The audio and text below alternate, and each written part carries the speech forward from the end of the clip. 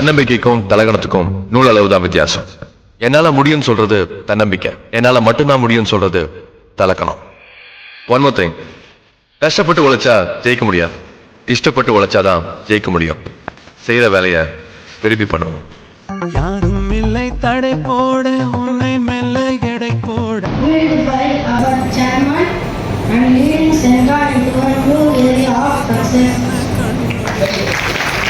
My vision is clear to elevate Sengar to the new heights and achieve the ambitious milestone of 100 crores.